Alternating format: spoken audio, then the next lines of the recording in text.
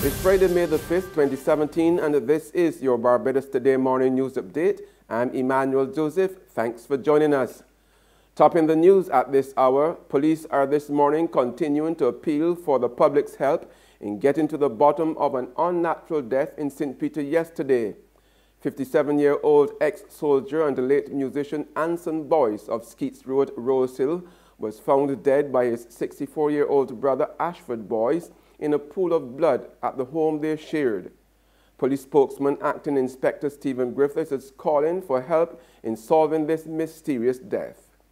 We're asking members of the area if they have any information regarding this unnatural death, to please contact the District E Police Station or call the police emergency line at 211 or Crime Stoppers at 1-800-TIPS or 8477. Thank you. There are reports that he was found with his throat cut. Is that true? We cannot establish yet what injuries there are to the body, since the body has blood on it. A local criminologist is dismissing British billionaire Sir Richard Branson's recommendation on marijuana as a moot point, suggesting the Englishman was way off mark. The Virgin Atlantic boss on Wednesday added his voice to the call for the use of small amounts of cannabis to be made legal here, joining what has been a controversial and emotive debate. However, Director of the Criminal Justice Research and Planning Unit, Cheryl Willoughby, yesterday brushed aside the suggestion, arguing that the criminal justice system was by no means inundated with people charged with the using of small amounts of cannabis. Nearly all marijuana-related cases, she said, were linked to possession and trafficking in large amounts of the illegal substance. We have to look at our own local experience. And from my research, what I have garnered is that those persons who are dealt with by the criminal justice system with regard to marijuana are not dealt with because of a spliff or a small amount of marijuana. Most of the persons, 99% of persons who have to face the criminal justice system for marijuana are those who are involved in trafficking and those who have large amounts of marijuana. And so we cannot look at what is happening in other jurisdictions. If you look at Barbados within the past 2 years, we have established the Drug Treatment Court, where we've actually taken another step in ensuring that persons, young people in particular, get help for marijuana use and other drug use. One of the island's leading trade unionists has come under fire from the Transport Board for comments made during the May Day celebration on Monday regarding the status of the government-run bus system. In condemning Minister of Housing Dennis Kelman's description of people opposed to the controversial Hyatt-centric project as enemies of the state, General Secretary of the Barbados Workers' Union Tony Moore hinted at a sinister plot to shut down the Transport Board and privatize the bus system. Her comments angered the Transport Board, which responded yesterday with a stinging rebuke of the BWU boss. While not addressing the privatization charges, General Manager Sandra Ford said Moore had been notified in writing of plans to improve the availability and maintenance of the vehicles. Ford said far from running down the fleet of buses, the board had been increasing the daily output. In sports, West Indies captain Jason Holder has praised the focus and commitment of his embattled side following their crushing win over Pakistan yesterday, and has urged them to maintain the intensity heading into next week's decisive test at Windsor Park in Dominica. Entering the Kensington Oval contest on the back of a 7-wicket defeat in the opening test at Sabina Park in Jamaica 2 weeks ago, West Indies turned the tables on Pakistan to level the 3-match series with a 106 win on the final day here.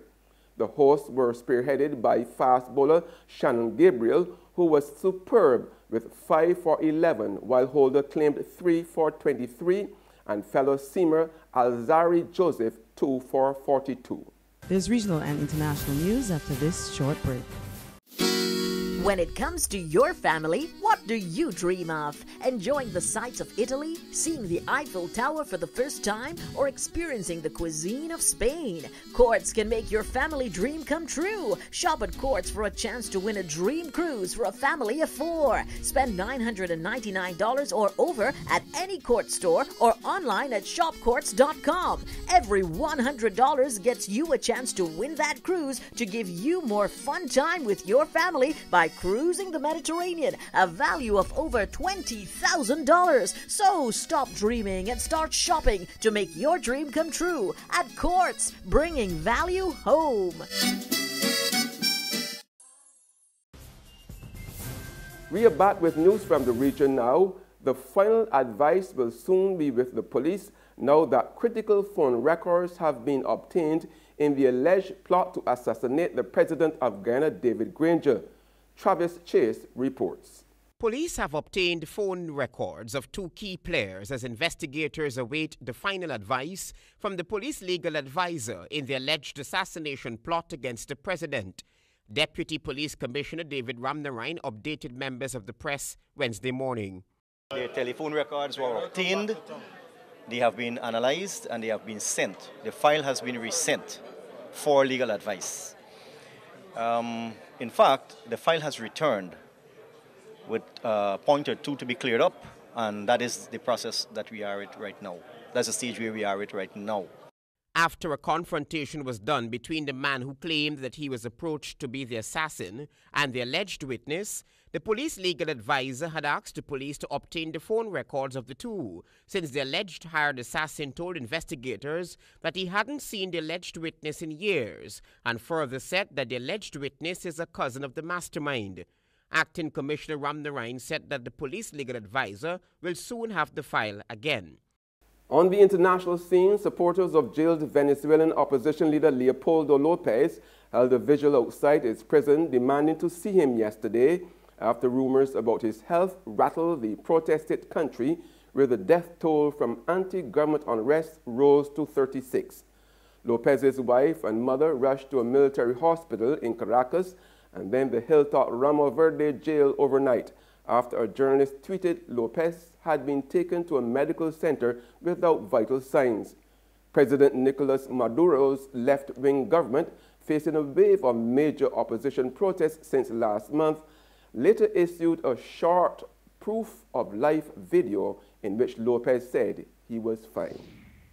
President Donald Trump has handed religious conservatives victory by signing an executive order granting churches and other non-profit groups freedom to speak politics from the pulpit without losing their tax-exempt status. We must never infringe on the noble tradition of change from the church and progress from the pew. Trump had promised to do away with what's known as the Johnson Amendment, a 1954 law circumscribing political activity for groups seeking tax exemption, saying this at a national prayer breakfast shortly after his inauguration. I will get rid of and totally destroy the Johnson Amendment and allow our representatives of faith to speak freely and without fear of retribution. I will do that, remember. Trump's executive order does not dismantle the law, which would require an act of Congress. Instead, Trump's action directs the IRS to exercise discretion in enforcement to avoid punishing religious and nonprofit groups for expressing political views. The order will also offer relief for religious employers that refuse to offer their employees contraception. And that's news and sports, but for the very latest, visit our website at www.barbadostoday.bb. Also subscribe to our e-paper, email updates, and like us on Facebook. We are also on Izumi Media in bus terminals, or screenplay at supermarkets and gas stations near you, as well as Mix 96.9 FM. I'm Emmanuel Joseph. Have a fantastic day.